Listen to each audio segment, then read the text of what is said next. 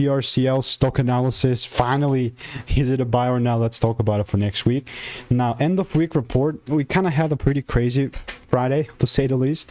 But honestly, I'm looking at it from like a broader picture idea, you know. I've made videos on CRCL ever since like it began buying, really, because we had so much, like such little data.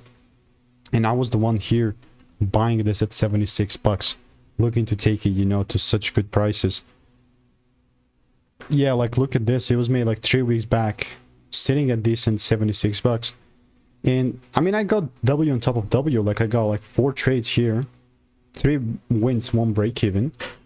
The only thing that I would care here is if there's a double break. And if not, well, I guess it is what it is. I'm not gonna just immediately look to buy.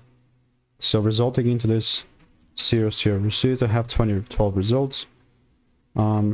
If there is a double break, then and only then I'm buying. And that's, again, like I said, totally fine because we have a decent demand zone.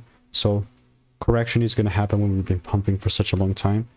I'm waiting. And if you want to learn how to make it 5-10K per month trading, click the first link in the description. Get my free emails and insights.